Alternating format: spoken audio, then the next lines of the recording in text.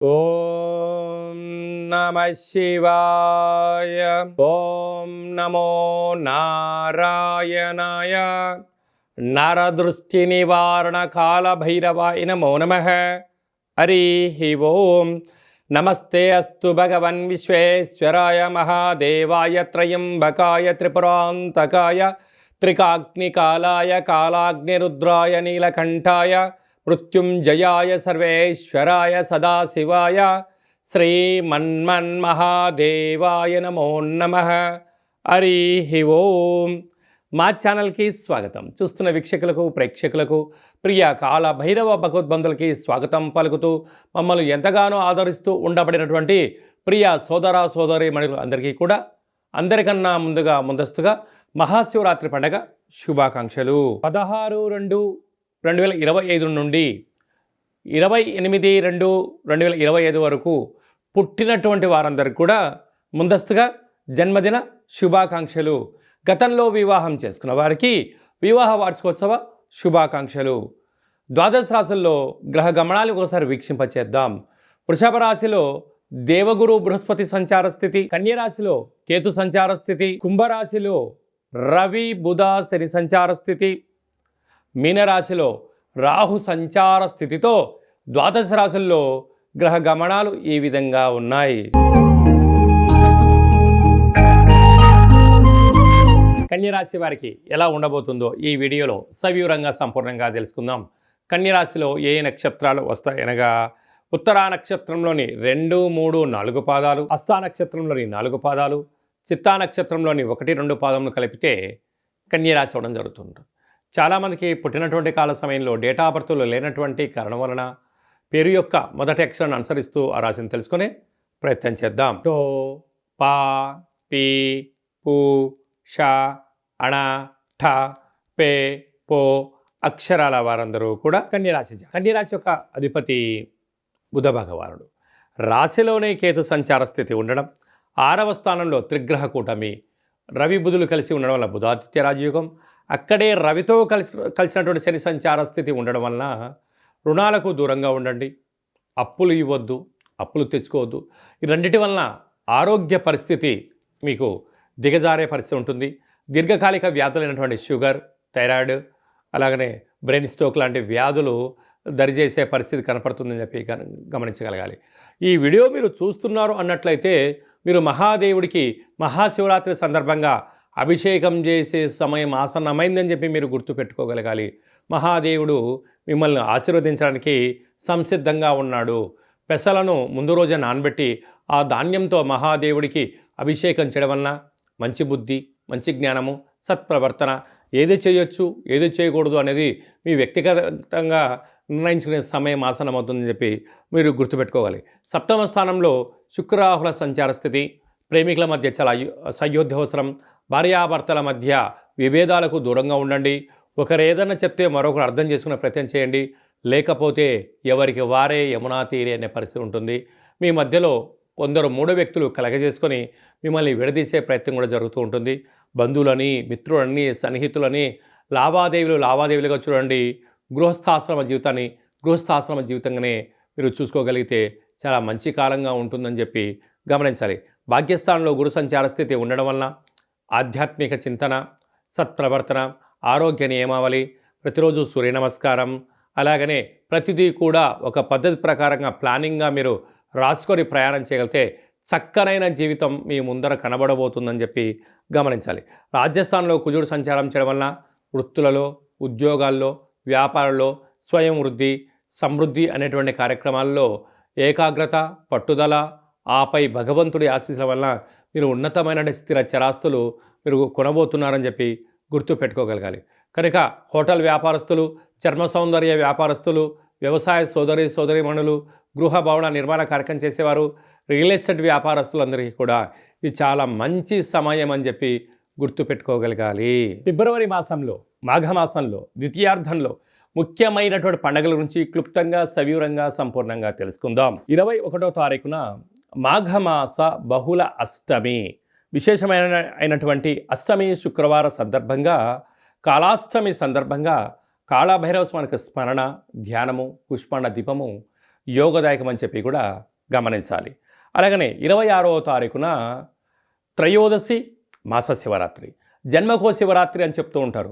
11 మాసాలలో 11 మాస శివరాత్రులు, ఒక్క మహాశివరాత్రి పండగ సందర్భంగా మనమందరం కూడా మహాదేవుడికి యథాశక్తిగా భగవంతుడికి ఫలం పత్రం పుష్పం తోయం అన్నట్టుగా యథాశక్తిగా భగవంతుడికి ఒక కృతజ్ఞతాభావంగా జలంతో అభిషేకం చేస్తే ఆయుష్, పంచామృతాలతో అభిషేకం చేస్తే ధన సంపద, అలాగే మనకు కింద 16 పండ్లు పైన 16 పండ్లు ఎలా ఉంటాయో 16 రకములైనటువంటి ద్రవ్యాలతో అభిషేకం చేయడం వలన అపార కుబేర సంపన్నులు అవుతామని చెప్పి గమనించగలగాలి.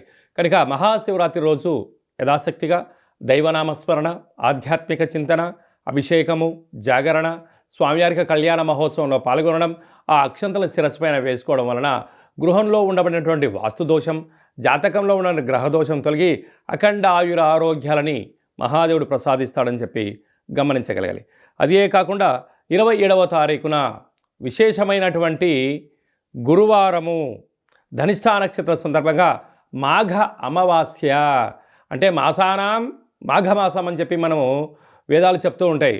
ఆమాకావై అంటుంటారు. ఆషాఢ మాసం, కార్తీక మాసం, మాఘము, అలాగా ఈ 4 మాసాలు అద్భుతమైనటువంటి మాసాలు కనుక ఈ మాఘ అమావాస్య రోజున దేవుడికి స్మరించడం, అలాగనే సముద్ర స్నానం, దీపం దానం చేయడము, ఇంట్లో కూష్మాండ దీపాన్ని ఏర్పాటు చేసుకోవడం, నారికేల దీపాన్ని ఏర్పాటు చేసుకోవడం, అంటే అమావాస్య తిథి ఎందున గగనంలో చంద్రభగవానుడు శూన్యమవ్వడం వలన ఇంట్లో మనం అష్టముఖ స్వరూపమైనటువంటి కూష్మాండ దీపం పెట్టడం వలన గృహంలో ఉండబడిన అష్ట కష్టాలన్నీ తొలగిపోయి అష్ట ఐశ్వర్యం స్వాగతం పలుకుతామని చెప్పి గమనించాలి.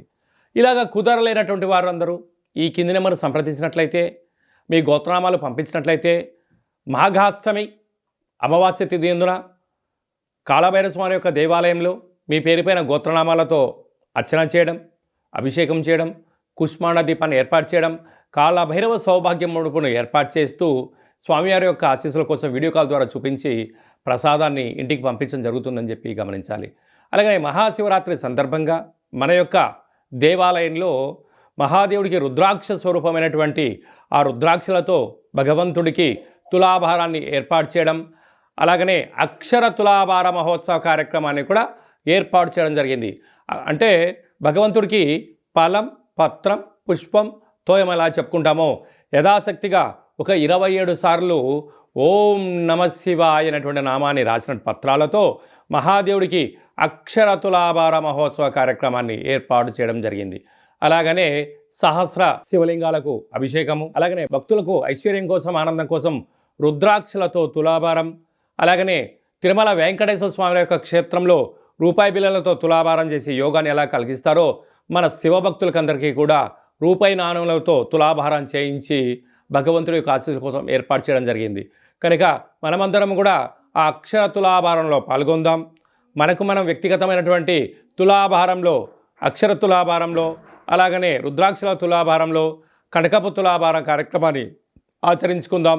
రాలేనటువంటి భక్తులందరూ కూడా వీడియో కాల్లో మీరు అందుబాటులో ఉండగలిగినట్లయితే, ఈ గోత్రనామాలు వాట్సాప్లో పంపించగలిగినట్లయితే మీకు వీడియో కాల్లో చేయించి ఆ కనకపు తులాభారాన్ని, అక్షరపు తులాభారాన్ని, రుద్రాక్షల తులాభార మహోత్సవ కార్యక్రమాన్ని ప్రత్యక్షంగా వీక్షించవచ్చు అని చెప్పి కూడా గమనించాలి.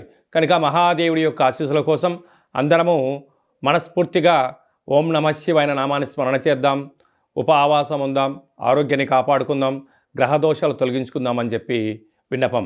కనుక ఆసక్తి గలవారు మీ గోత్రనామాలు ఈ కింది వాట్సాప్ నెంబర్ పంపించగలిగినట్లయితే అభిషేకము, హోమము, కాళభైరవ హోమ కార్యక్రమం చేయించి తులాభార కార్యక్రమం చేయించి కూడా ప్రసాదాన్ని కొరియర్ ద్వారా తమరికి అందజేయడం జరుగుతుందని చెప్పి గమనించాలి.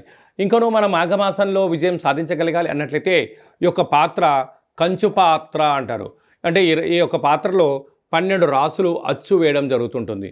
ఈ పాత్రను మనం ఇంట్లో ఉంచుకొని ప్రతిరోజు ఉదయము సాయంత్రం పూట పూజ చేసుకున్న తదనంతరము ఇలా ఒక్కసారి శబ్దం చేస్తే ఓంకార శబ్దం రావడం జరుగుతుంటుంది.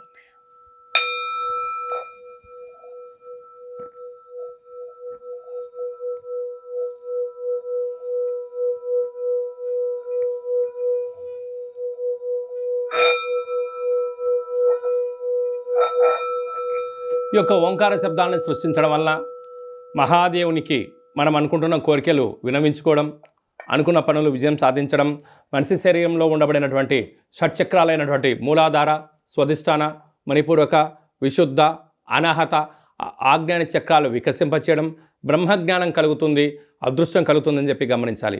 ఈ యొక్క అక్షయ పాత్రతో పాటు మీకు ప్రత్యేకంగా కాలభైరవ హోమము, 20 రకాల వస్తువులతో దిష్టి తీయించడం ఏర్పాటు చేయడం జరుగుతుంది. కనుక ఈ స్వామివారి యొక్క పాత్రను సొంతం చేసుకోవాలనుకున్న వారందరూ ఈ కింద నెంబర్ను సంప్రదించినట్లయితే, మీ అడ్రస్ పంపించినట్లయితే కొరియర్ ద్వారా కాళభైరవ స్వామికి అక్షయ పాత్ర అందజేయడం జరుగుతుందని చెప్పి గమనించాలి. మీ వ్యక్తిగత జాతకం తెలుసుకోవాలనుకుంటున్నారా? మీ పేరు, పుట్టినటువంటి తేదీ, నెల, సంవత్సరం, సమయం రాసి పంపించినట్లయితే 100 సంవత్సరాల జాతకాన్ని సవివరంగా, సంపూర్ణంగా, క్లుప్తంగా వ్రాయించి పంపించి మీరు పుట్టినప్పుడు గ్రహ గమనాలు ఎలా ఉన్నాయి, ప్రస్తుతం ఎలా ఉంటున్నాయి, రాబోయే కాలంలో ఎలా ఉండబోతున్నాయో సవివరంగా, సంపూర్ణంగా తెలియజేయడం జరుగుతుందని చెప్పి గమనించాలి. చాలామందికి పుట్టినటువంటి కాల సమయంలో డేటా ఆఫ్ బర్త్లు లేనటువంటి వారికి మీ పేరు యొక్క మొదటి అక్షరాన్ని అనుసరిస్తూ రాశిని తెలియచేస్తూ గ్రహ గమనాల్ని ఒకసారి వీక్షింపచేస్తూ భూత, భవిష్యత్, వర్తమానాన్ని రమణ శాస్త్రం ద్వారా అనగా గవ్వళ ద్వారా కాళభైరవ ఉపాసన చేత భూత, భవిష్యత్, వర్తమానం తెలియజేయడం జరుగుతుంది.